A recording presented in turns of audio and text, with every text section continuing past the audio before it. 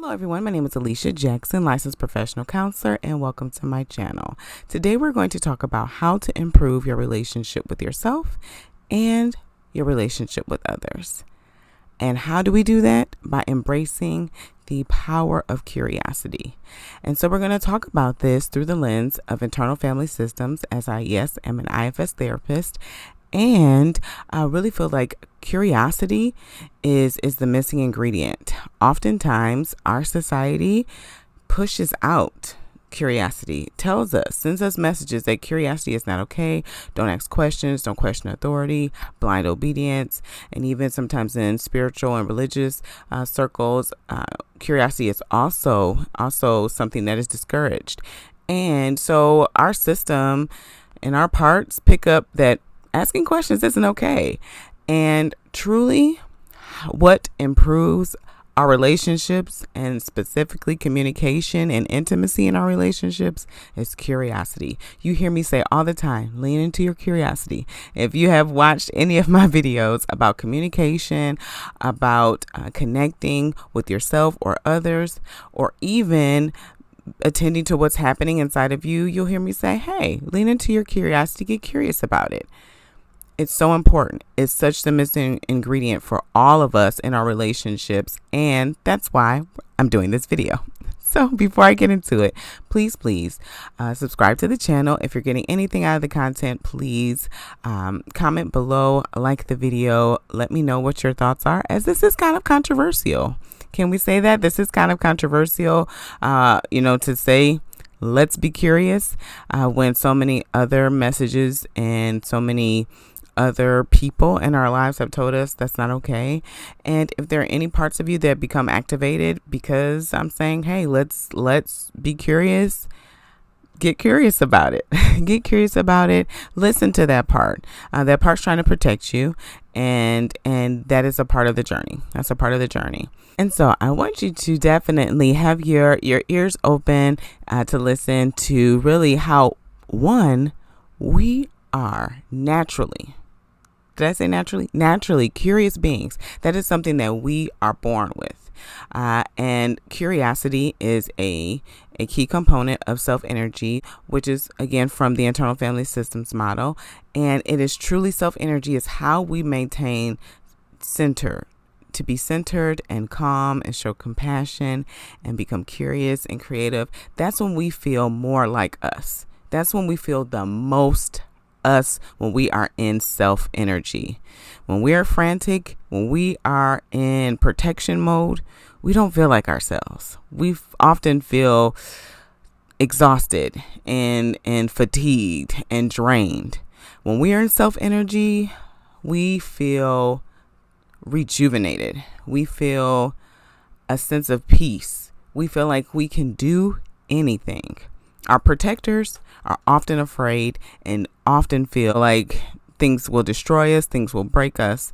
But self-energy is confident in our ability to be able to navigate whatever happens, whatever life throws us. So, how can curiosity help us to better our relationship with us? Let's start there. How can curiosity help us to better our relationship with ourselves? Oftentimes, we have parts of us that believe things and feel things that may not be logical, right? We have parts of us that may feel like we're in danger when we're not. We have parts of us that may believe that there are things that will harm us that won't. And so we have to attend to those parts. And a part of that is becoming curious. Oftentimes, our logical mindset, our logical mind will come in and it will try to quiet those voices. And this is where I feel like modalities like cognitive behavioral therapy kind of fall short. They fall short because we are telling a part to reframe how it thinks, when we know through IFS that part has a legitimate and valid reason for thinking the way it does. Oftentimes, the parts of us that have beliefs that are irrational or cognitive distortions are young parts. They're very young parts. And young minds are still developing, right? Oftentimes when we are young, we have black and white thinking. We think everything is good or bad. And when we come to an adulthood, we realize that there's a lot in between good and bad. And oftentimes most things are gray, and we're very complex and the same. And so our parts aren't there yet. Our parents are not there yet, especially if they're young. And again, they have a legitimate reason. They have a legitimate reason for believing the things that they do. We have to examine and get curious about the beliefs and the feelings that our younger parts have, and sometimes even our older parts have, as, again, they're valid. It helps us to understand. It helps us to understand our parts and accept our parts instead of being at war with our parts. Oftentimes we are at war. Can we say that we're at war with the parts of us that are not behaving in the way that we feel they need to be behaving, that are holding us back, that are keeping us from reaching our goals, that is sabotaging, which we talked about last week, sabotaging our progress. We are in an internal battle. Stop doing that, right? Oftentimes, ironically enough, manager parts are the parts that bring people into therapy because they're tired of the firefighters. They're like, he keeps drinking, so we need to go to therapy because this drinking is getting in the way of us working a lot. When working a lot also is a way that you're, of course, protecting yourself, right, from whatever emotional pain, or whether it be shame, or whether it be depression or anxiety. You work to help. You work a lot to avoid those feelings, right? So managers are saying, hey, can you stop this guy from drinking because we can't perform at work and do 2 to 3 jobs like we normally do. Hey, can you stop this girl from emotional eating because, hey, we are, it's getting in the way of what we need to do, right? So that's, manager parts are often the parts that bring the individual into therapy because they are tired of those firefighters. And at the same time, all parts, I want to say that again, all parts have legitimate reasons for why they feel and believe the things that they do. And that is why we need to become curious. We need to become curious about these parts so that we can accept them, we can believe them. And we can help to come to them in self-energy to be able to give them that safe space to be able to unburden themselves, which of course is the ultimate goal in internal family systems. And at the same time, while you're in that process, though, unburdening yourself, it can also help you just to be able to be more at peace with yourself on that way. Okay, I understand why I'm doing this behavior because I believe this.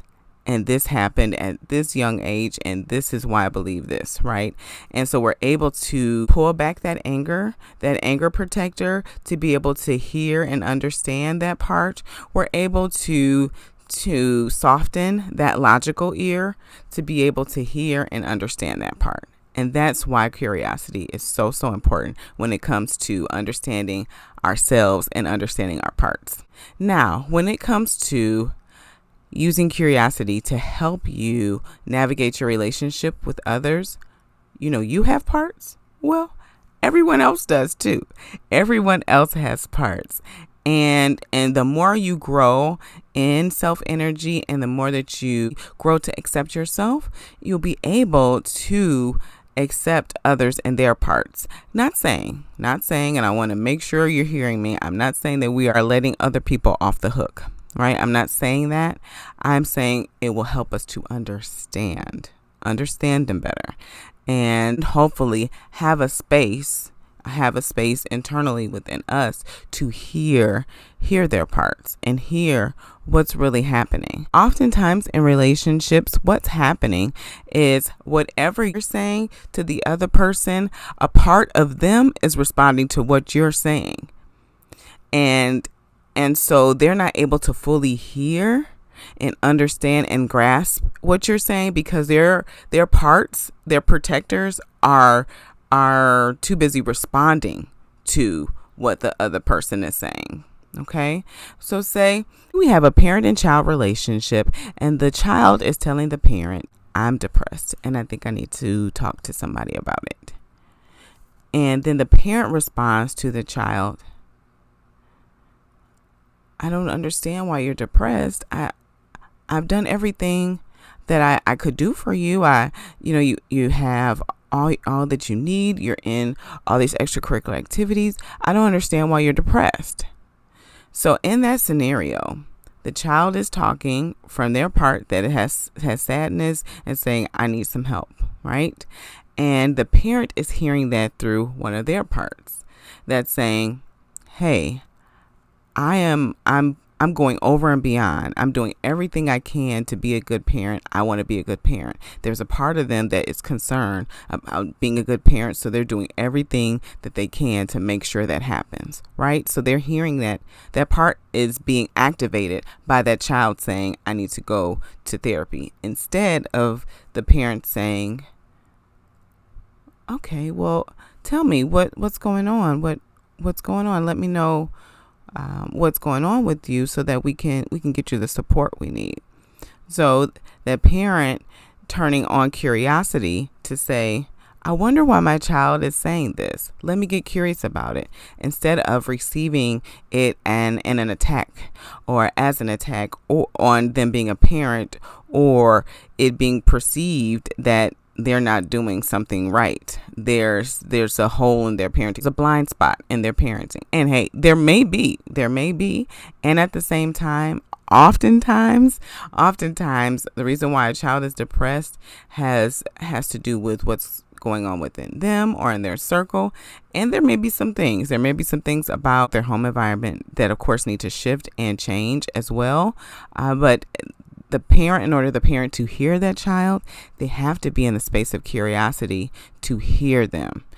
Oftentimes, where we are is in a space of protection, to defend our worth, to defend who we are as a person, instead of calming those protectors, to lean into curiosity, to hear what the other person has to say, to hear the other person out, to understand exactly what they're saying. Because truthfully, what can really be happening is that they may be coming from a part that's young, a part that isn't logical, right? And that can cause a lot of conflict in relationships. Oftentimes, I will see in sessions where one partner or one family member is communicating their feelings to the other, and they often have this look of confusion because their logical part can't make sense of it. They either dismiss it or they call it ridiculous, and so it invalidates the other person's experience. And if it's activating something from their childhood or from a younger part, it's still valid. It's still true, right?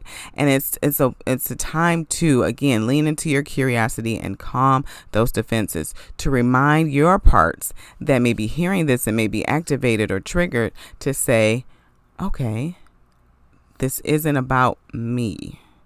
This isn't about me. This is about hearing them out. And if they're saying that there's something that I need to do or there's something that I need to change, that they're not saying that I'm a bad person. They're not saying that I'm a horrible person. They're just saying I need to make some adjustments. And then I need to understand, where is it coming from? I need to lean into my curiosity to truly understand, where is this coming from? Also, another error that we make in communication that gets in the way of curiosity is we make assumptions. We believe, our parts detect and can kind of maybe figure out what we believe is the reason why another person's doing it, when actually we don't have the necessary information to really understand why they're doing this. Even, can we say and be honest, even for ourselves, we kind of question, like, why do I do this? Why do I keep doing this? Why am I feeling this way, even though maybe nothing has happened to my knowledge that's making me feel sad or angry. But there may be a part of you that has feelings or emotions, or maybe having a activation or a trigger to an event, and you don't know exactly what it is that is activating this feeling or this behavior until we get curious about it. We have to get comfortable with the fact that we don't know. We don't know. And embrace the curiosity to ask the questions. And sometimes a part may be getting in the way of that, right? There may be some pride that gets in the way of that. There may be a part that feels some shame about saying, I don't know. There's a part that wants to have the right answer all the time. And so there may be a part that has some shame of not knowing, or feels less than or stupid because they don't know. But it's okay. It's okay to not know. It's okay to lean into the curiosity, and it's okay to especially check in with yourself to get curious about how you're feeling and showing up, but also to lean into curiosity when others are communicating to you why they feel they're showing up a certain way, instead of dismissing or becoming defensive about what they're saying. Leaning into curiosity to understand more about what they're really saying, so that you can really feel and know what they're trying to communicate to you. Curiosity is so powerful, as it truly encourages engagement, it encourages connection, and it encourages intimacy in a relationship. When you create space for the other person to fully communicate exactly what they're saying and exactly where it's coming from, they will be able to even bring down their defenses even more and feel more connected and strengthen the health of the relationship. It's a beautiful thing. And oftentimes what we have to realize too is when we are in protective mode. Sometimes when we're using sarcasm, humor is a very, very common protector, especially in relationships. And so making sure that we are being mindful of when we're maybe checked out of the conversation, when we have shut down in the conversation, when we have laughed off or become defensive in the conversation, or even turn to rage in the conversation. And we have to pay attention to our breath. That could be a great tool to utilize to make sure that your defenses are calm, by paying attention to your breath, by paying attention to your heartbeat. That can let you know if you are in protective mode versus in a space of calm and curiosity to hear the person. So to take on that spirit of curiosity and to know when you are there is to, one, we talked about examining your breath, knowing when you are in a calm state and in the space of wonder. Like, I wonder why they do that, instead of like, why do they do that? That's completely ridiculous, right? There's two different whys and they're coming from two different energies. But being truly curious to say, I wonder why. Okay, tell me more about that. Tell me more about that. Curiosity isn't saying why from a sarcastic place or inflammatory place, as why can make people oftentimes defensive. And so tell me more about that. Help me understand what you're saying. These are phrases to really help cultivate curiosity. Tell me more about that. Let me know what you're saying. Let me really get a true understanding of what you're communicating to me, because I really want to know.